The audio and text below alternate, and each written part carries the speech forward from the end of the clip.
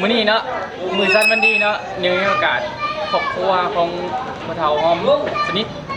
สินำลูกหลานไปเที่ยวแหล่งวัฒนธรรมอยู่เมืองจำพรเนาะไปเบิ่งลิงตรงเมืองถึงเพิ่นได้มีลูกหลานไปนำลงหลาย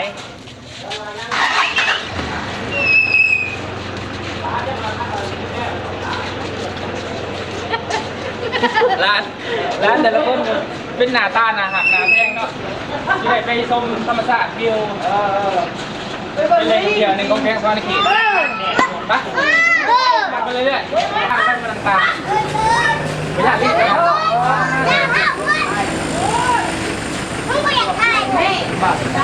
อ้าวลูกเอ้ยแล้วเราไม่ได้คืน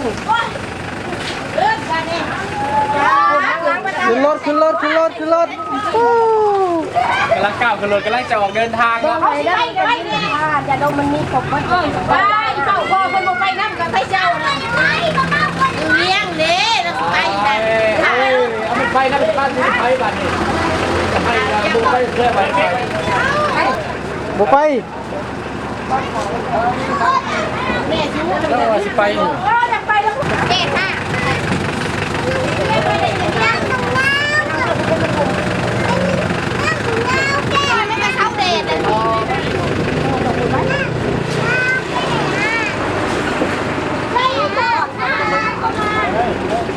ตอนนี้กำลังสิเดินทางออกไปท่องเที่ยวเนาะ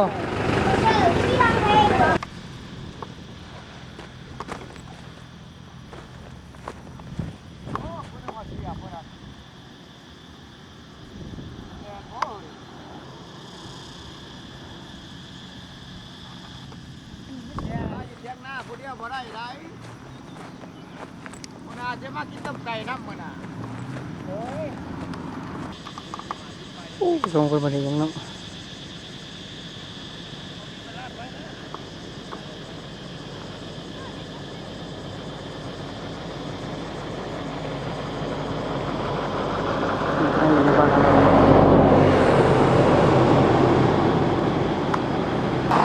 ตอนนี้อยู่ในคลองเขตบริเวณอยู่บ้านห้วยนะครับ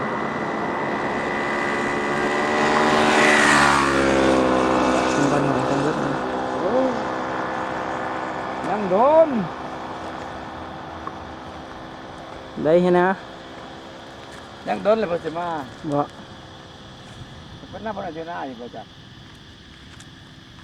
พัฒนาอยู่บ่ถ่ายเอาเลยถ่ายด้านนั้นนะเป็นหมู่บ้านของบ้านห้วยเนาะ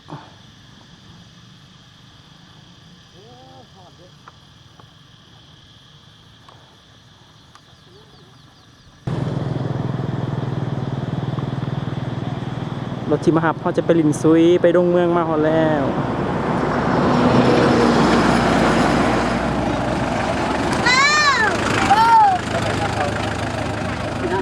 เนาะนักท่องเที่ยวเขาเนาะจะไปลินซุยมันอะไรวะ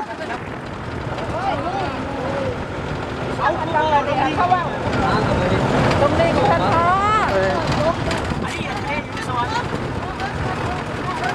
ทะเลสวรรค์นะนี่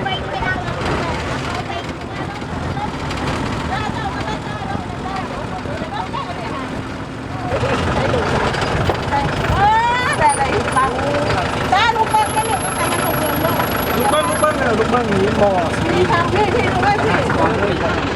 มันต้องมาแม่งไว้ตอนนี้กำลังลงซุยแล้วตอนนี้เด้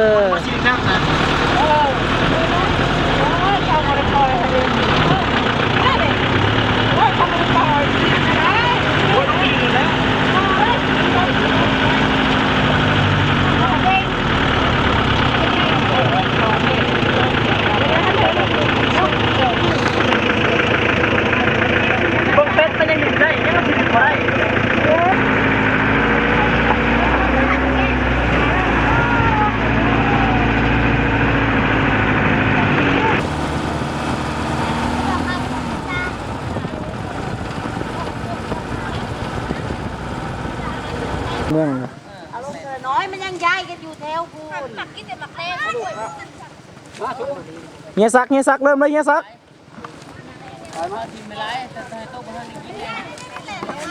เราตอนนี้เนาะ บวนการเดินทางจากสวรรค์เขตก็ได้มอดมาเลยลงเมืองเนาะ เออ ผมด้วย พูดออกมาจากปาก ลูกๆล้าน อืม ๆนักเรียนนักศึกษาที่มาเบิ่ง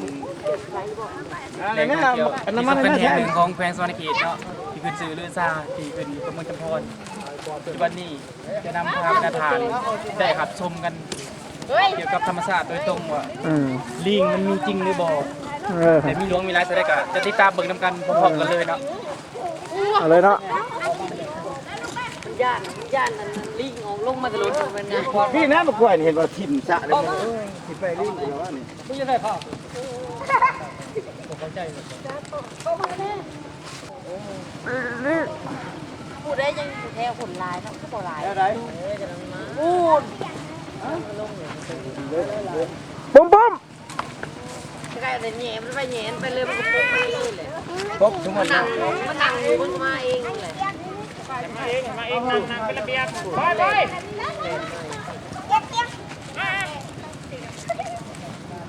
ถ่ายก่อนไม่ไปยิงไก่แม่กูจะถ่ายมึงเถอะ ถ้าเกิดมันหยาดกันโอ้มีอะไรโอ้มันมาเนี่ยก็เลยมีอะไร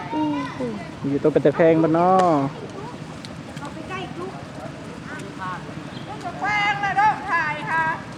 คือทานดูฮะ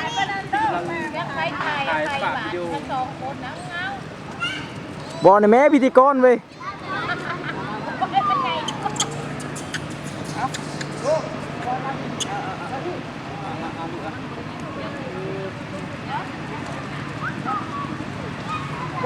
เออ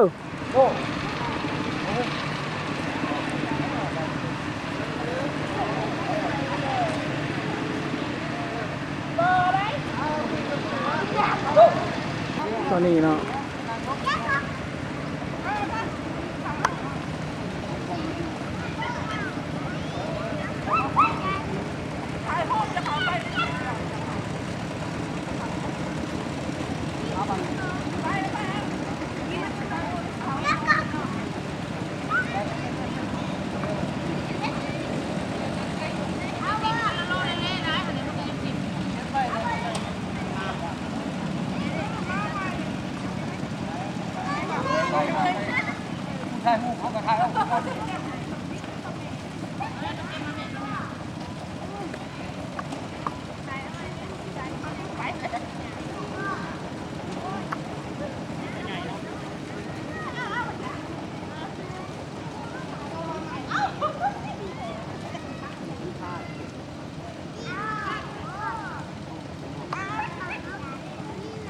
เนาะ ได้ระบบแล้วได้ได้มันหยาดมันหยาดตัวใหญ่เนี่ยเปิดแกรถปิ๊บ เพราะ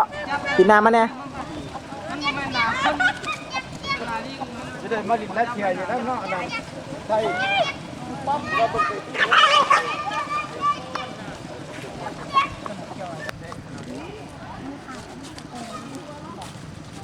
ย่านไปใกล้มันแล้วนะ มันยาคือเขาใกล้นั้นขายเอาตัวมาหลายๆนี่แหละหลายๆอัดวิดีโอกระโดดได้ ทุกที่แล้วนั่นเข้ามามันได้กินลายกินอิ่มเนาะตัวออกมาจะตาย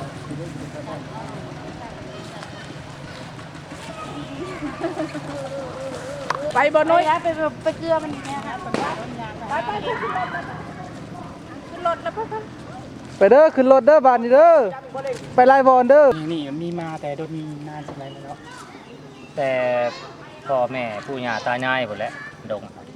ตะกี้มันเป็นเมืองเอิ้นว่าเมืองภูมิลำเนา จ้าจ้า ตะกี้ จ้า เจ้าเมืองนั้นชื่อของเพิ่นนั้น ถ่ายวิดีโอ เจ้าพนวดอกขน เจ้า หรือว่าเจ้าพนวดพ้นบกเนาะอิงตามเพิ่นเว้านะหรือว่าพญาหลวงตีนดาง เลย ของชื่อของเพิ่นน่ะ และนับตั้งแต่นั่นมานี่แขกที่มานี่แต่ละมื้อนี่มีประจำบ่ มีประจำ เลยในการมาของอันแขกที่มาท่องเที่ยวนี่เพิ่นมีหยังแบบที่แบบว่ามาฝากมาต้อนหรือว่าที่เขาถือว่าเป็นเอกลักษณ์อยู่ว่ามาเลี้ยง กล้วยพวกขนมนั่นแหละ กล้วยขนม เหมือนคนจะสัมผัส คันว่าย่ามันเฝ้าก็จะแม่นมันเผา เจ้า อ่า จะพวกมันเผาจะพวกหมักแตงพวกนี่แหละจะพวกนี่คนกินได้หมดจะพวก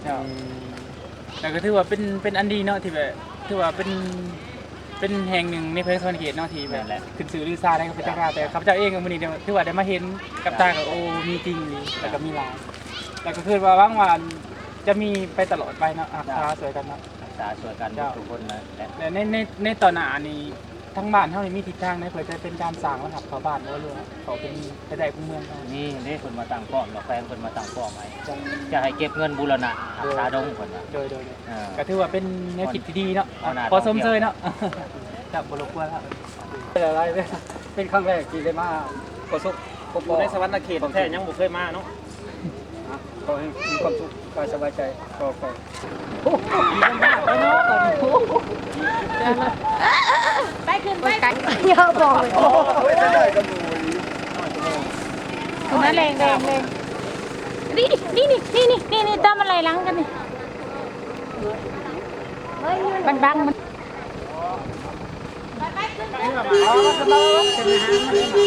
นไปขึ้นรถตอนนี้นะพวกเขาก็มาถ่าเบิ่งลิงกันแต่ว่ายังบ่ทันเห็นจากโตอยู่เดี๋ยวนี้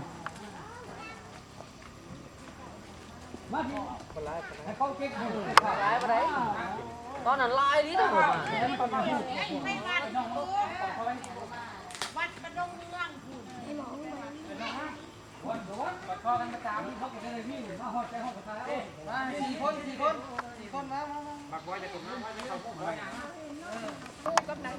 เนาะอันนี้ก็คือสมาชิกครอบครัวแล้วก็หมู่คู่นี่แหละมาเที่ยวบ้านดงเมืองอยู่เนาะเมืองจำพรได้มีลูกหลานหลายคนตัวป้ายเมือง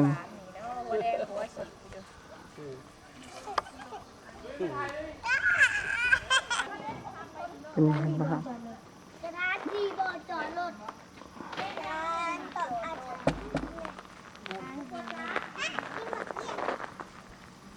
ลายความมาลูก ถ่ายรูปเนี่ยอยู่ที่บ้านไก่กอกอยู่โรงพยาบาลดงเมืองไปบอกลิงเลยเขาบอกลิงแซ่ๆมาบอกลิงบ้านดงเมือง เราไปเขาไปถ่ายในดงกับพันเราเบิดก่อนนั่นเขาหมดดุ้งเบิดก่อน ตอนนี้มาฮอดวัดเมืองจำพรบ้านดงเมืองเลยเนาะแต่นี่ก็มีลิงหลายโตที่เฮานำมาอาหารมาแจกมายังให้แกลิง นั่งที่อ่ะ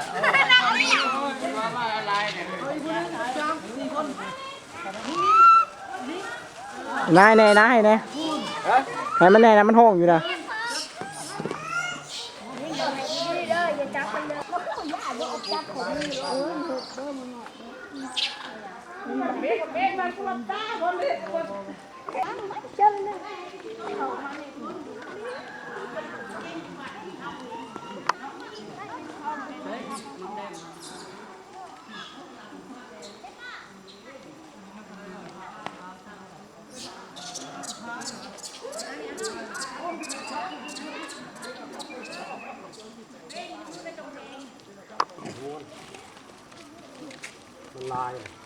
อิ่มเลยเนาะลายโพดวะ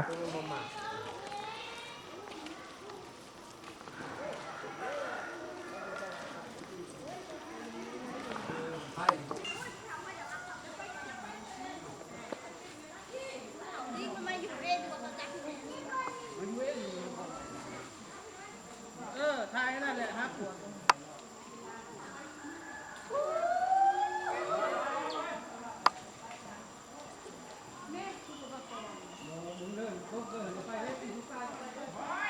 น้อยมันนั่น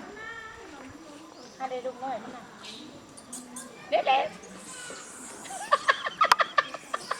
คนคอยขึ้นมาหลักเอา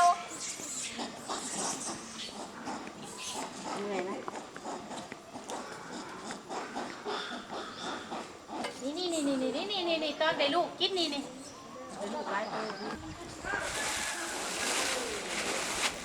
น้องปุ้ม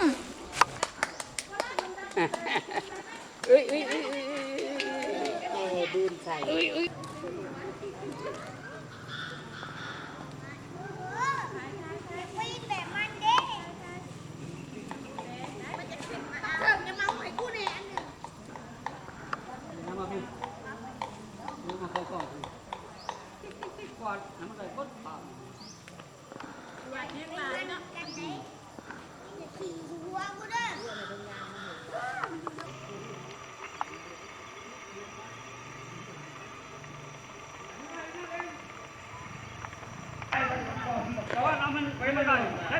นี่แม่นวัดบ้านดงเมืองเด้อนี่เด้อ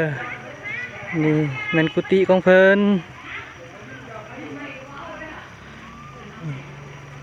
แม่นธรรมศาสตร์แม่นวัดว่าอาหามบ่นี่นะนี่มีสร้าง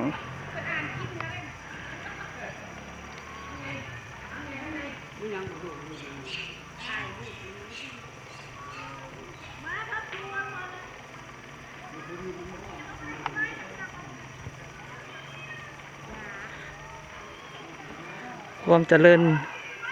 กับบ่แตกต่างกับวัดบ้านเฮาดอกวัดในเมือง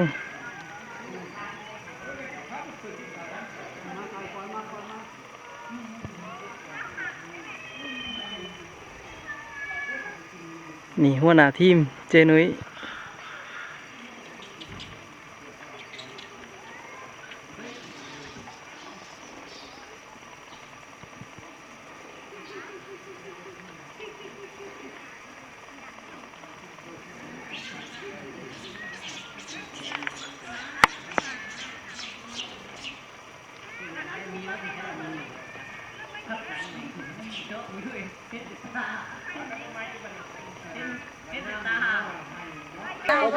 ยังเป็นความเล่าเลย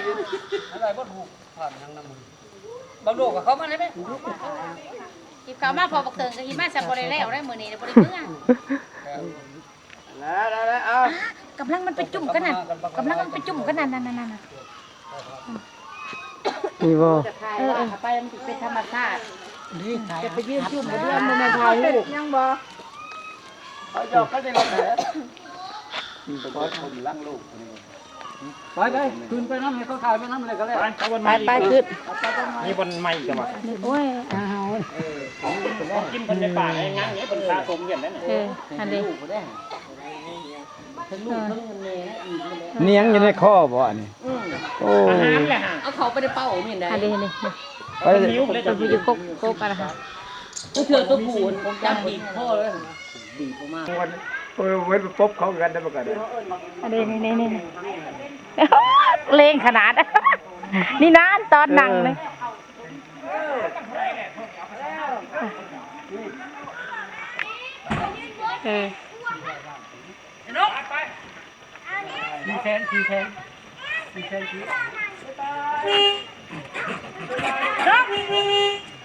อันนี้ อ๋อมันมากินแต่ไหนแล้วบ่ชมมาแล้วกินกับมีได้ยังไง เย็นอันนี้ ป้ามันกินแต่มันมากินแต่หนาเมื่อมันก็มากินเลย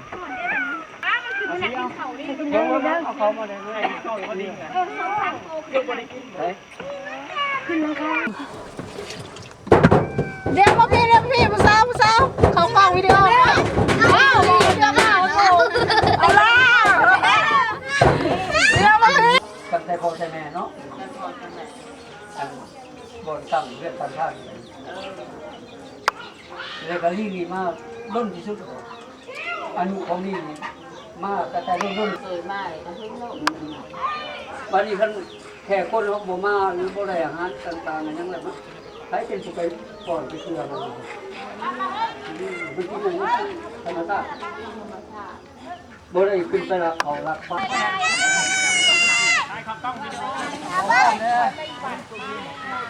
เอาเอ้ยเข้ากล้องวิดีโอนี่เด้อใช้มันบอกกัน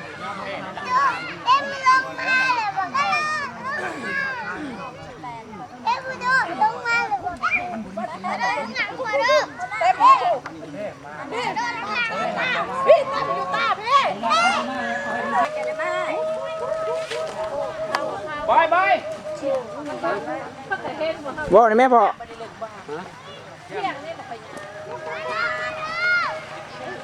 อันนี้มันเซจำพรเนาะเมืองจำพรเซจำพรไล่มาจากเมืองอาสาพังทองดงเห็นมาสู่แดนดินบ้าปินนามาเนี่ยบ่กันสะขึ้น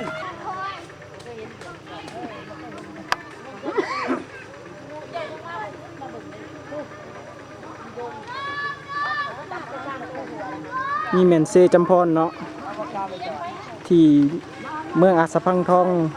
เซของเมืองอาสาพังทองที่ไหลลงมาสู่เมืองจำพรแม่นบ้านดงเห็นเอง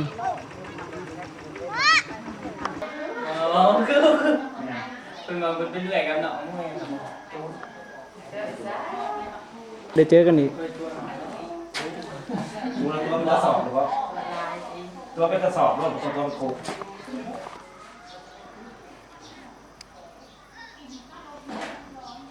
1 2 3เดี๋ยวพอแล้วพ่อ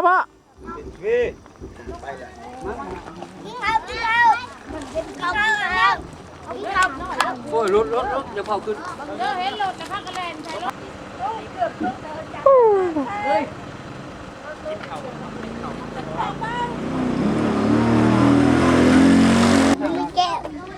มีแก้ว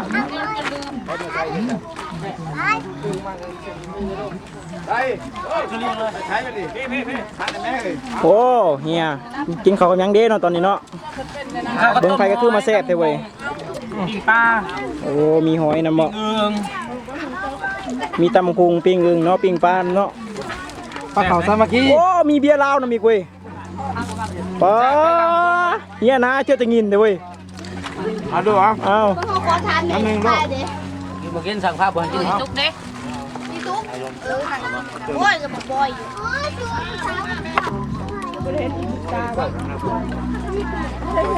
โอ้สาวผักตำหงเนาะ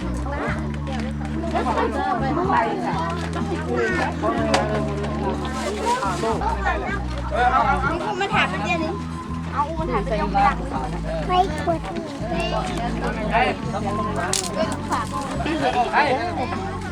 อันหอยเห็นเป็นต้มแม่ใช่ไหมที่มันต้มสุกๆออกมาไม่เหมือนเราหา ไม่ร้อยไปแล้วถ่าย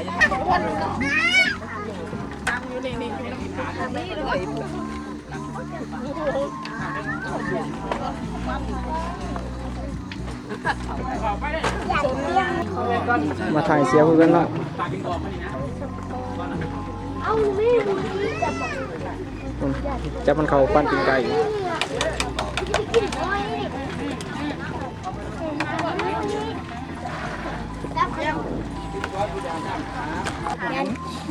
อันไหนพระจันทร์ เบิ่งอาหารบ่อาหารแซ่บ คือแหละลงไปกิน แซ่บหลาย เอง ต้มหอย วอน้ำในแม่ไปกะ ต้มหอยแจ่วขิง นี่หนักอยู่ อาหารลาวเนาะปิ้งปลา ปิ้งปลาตำหุง ปิ้งอึ่ง ลิ้นเบียร์ลงอีกจักหน่อย มาเด้อมากินน้ำกันเด้อ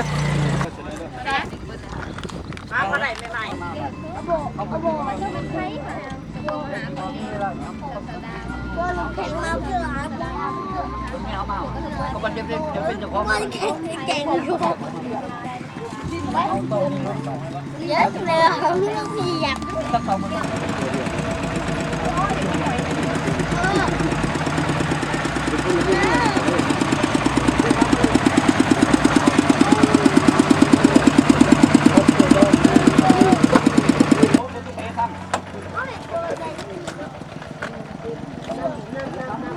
กินอิ่มเด้อเขาเด้อหมดเลยมาทำทีท่านพ่อเลยทำมาลูก ป้าน้องคนยังสาวเขา ได้ยินสาว แล้วมองหาหลังคนแล้วมันได้แล้วห้อง อ้อีนี่กินบ่น่ะ ดูเอาบ่ดู ว่าสิลงไปอาบกับคักขึ้นไปขึ้นมายันปี ปิ้งหลายนี่บ่ ตายเลยฮะมันบ่คือเซฟาลานเด้เนาะ หลายกันหลาย เจ้าว่าเขาค้าเขายังเลยเจ้าเป็นแน่นโดบ่เย็นบ่ มันมาเย็นเขาไอ้เดียวไอ้มันรู้มา เด็บป๊อปเด็บนี่ต้องไปมาเลยนิ่งหันมุ้ยไปเอาไปมุ้ย ลิงมาดิมา ใส่แม่มันใส่ในกระเป๋าสีขาวไปเดี๋ยวตุ๊กตาเอาไปใจ บ่เบี้ยเขาบ่กิน หลับปากหลับปาก จังไง เราอ่างเราเสร็จเห็นยังเอายังเสร็จเราได้ขนมมา น้ำอันนี้น้ำนังเลย มึงได้กูเถื่อนพ่อมึงก็ได้แน่คุณจะบอกได้มึงจะไปเอาเลยเป้า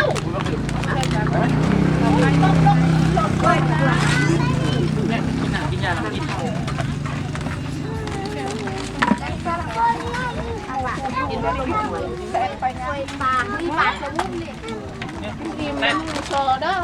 จีหอยจีดิกินหอยจีด้วย บ่เมาก็เฉลี่ยได้หอย โอ้พิษ หอยต้มหอย เอาบิ๊กอันนี้กินนะบ่มีไข่ มาเร็วมาเร็ว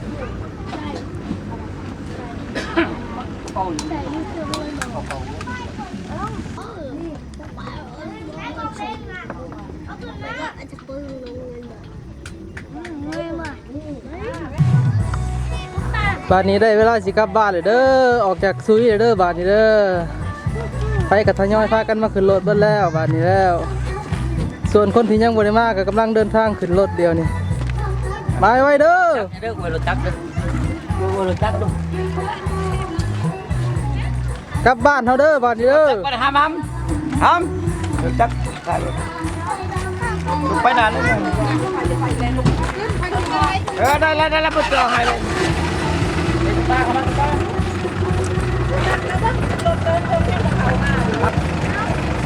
จับดีๆลูกจับดี ขึ้นรถเด้อ ๆแขนเข้า เมาแล้วบ่